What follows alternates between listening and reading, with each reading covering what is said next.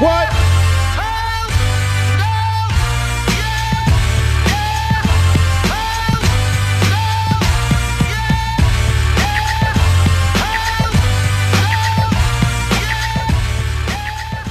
Coach, you guys hit the road last week for a couple of games, and you did so a little shorthanded, and that was unexpected to you. Well, we knew that Ance was, had some issues with his knee. We thought that he'd maybe recover a little bit quicker than he did, and so we ended up playing both games without him, which I think really surprised all of us. But our guys competed really hard. I think the guys who kind of got the minutes that Ance was playing actually played pretty well, and we ran into a St. Mary's team that physically just kind of dominated us, especially the last 10 minutes of the game. And when you give up 17 offensive rebounds to a team in any situation, but especially on the road, it makes it really difficult to try to corral enough possessions. Our guys have enough fight in us. I mean, we didn't back down at all, but that front line of theirs caused us a lot of issues, both on the offensive side of the floor, the defensive side of the floor, and then trying to actually get possessions finished with defensive rebounds. The St. Mary's loss followed a Pacific win on Thursday, and that was a good way to get the weekend started, a place where you'd lost last year. Yeah, I thought our guys were really consistent in their execution. We were good, the whole game that way. I thought there were times defensively when, they just kind of overpowered us. They played three big guys all the time, and it's kind of 3 games in a row with LMU and Pacific and St. Mary's where that front line is pretty powerful.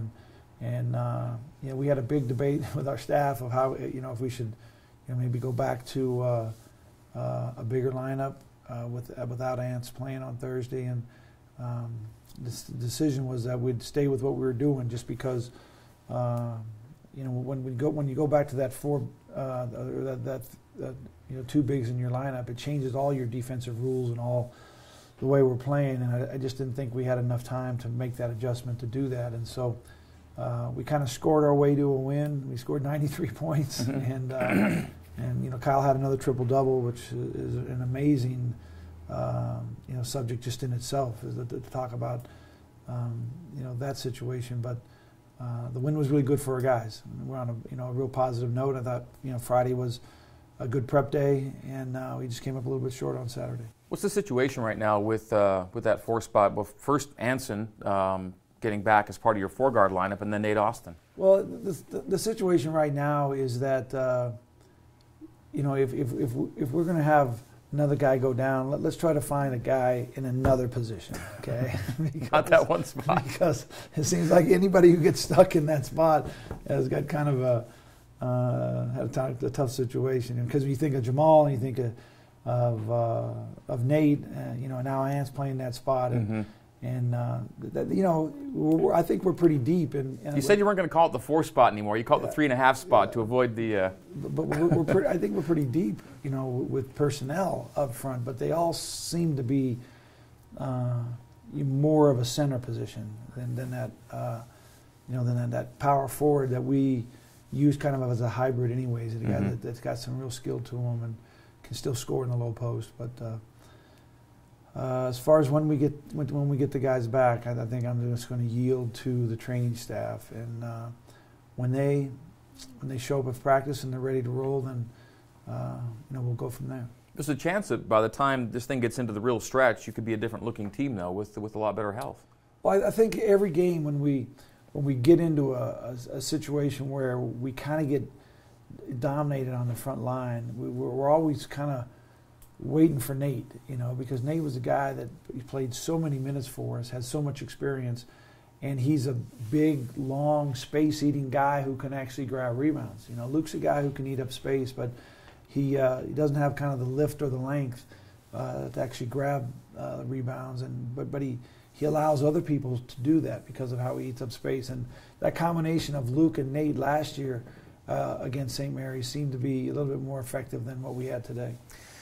Anson might have been the missing piece you needed at St. Mary's, I don't know, but because Tyler Haws has been playing great, 28 on the weekend at St. Mary's. Chase Fisher, in fact, the first time this year where you guys lost a game and Chase had a really good game, and that's a good sign, I think, for him. You know? Well, and I think that tells a lot about the character of our players and of this team. Is that, you know, when you have a guy that's out, these guys want to step up and kind of, you know, improve their game, and I think that we had a lot of guys do that. I think that the real issue for us in that game was trying to deal with Waldo. You know, I've said this for years.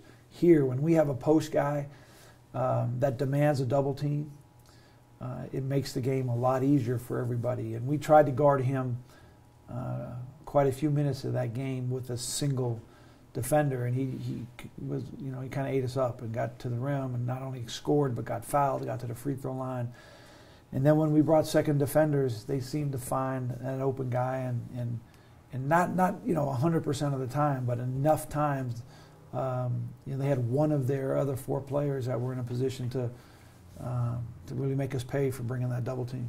Relative to your goals for the season, what does that St. Mary's loss mean right now, do you think?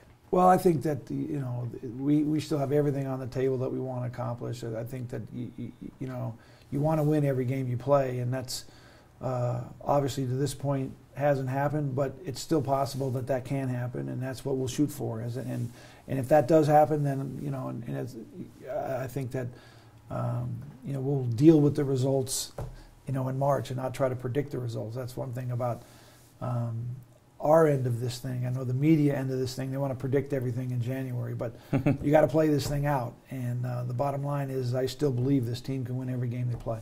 How do you feel about your postseason resume today? I don't think about it. What I think about is trying to win the next game.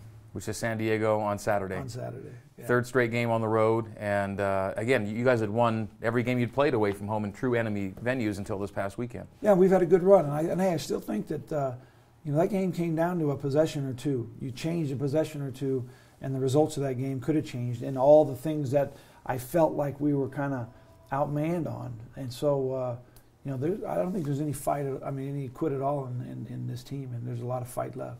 Okay, at the end of every show, I want to go to Twitter and take a couple questions for you from fans out there. And fans can use the hashtag Rose1on1 for questions. Our first one's going to come from Jeff Bullock, and he says, if a game winner is needed, who takes the shot among any past or present players for you? Jimmer, Ty, or someone else? You know, I think it's all based on the flow of the game, the situation, and then who you're playing and how it's being guarded. You know, I know. I mean, Jimmer was terrific in those clutch situations, and Ty's been terrific in those clutch situations. What I would really like to have is both those guys on the floor at the same time, okay? And then have an opportunity to see how they're guarding and what you're doing, and maybe use one for a decoy, another one to finish. But we've had some really clutch guys. I mean, Lee Kamard is a guy that, you know, hit huge clutch shots for us. Keeney Young was a guy who. So I tend to have a difficult time picking the one guy, but I would say even in situations with just, you know, trying to figure that, instead of picking a guy, I would tend more to the feel of the game and who we're playing and how they're guarding us. In about a month or so here, Ty's going to pass Jimmer, likely to become BYU's all-time scorer. And so the number one guy will be a guy you've got right now, and the number two guy will be a guy that they played together, like just preceded him. Yeah. How amazing is it for you to have coached those two players in such quick succession? That's good for me. I've said this a lot of times, that I've been really fortunate to coach some really good players. And the really exciting thing, Greg, is I look forward to a group of guys that I think can have the same kind of potential to continue, pressing that record. I mean, I believe that, the talent level of the guys we have coming in is just as good. Okay, back to Twitter for another question here. It's a food-related question. We're here at Bam Bam's.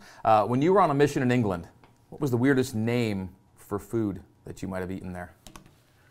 Whoa. He suggested bangers and mash, etc. You know, there was blood pudding, I think, and I still today don't really know what it was, but it didn't sound good to me, and we tried to stay away from that. Okay, hashtag Rose1on1.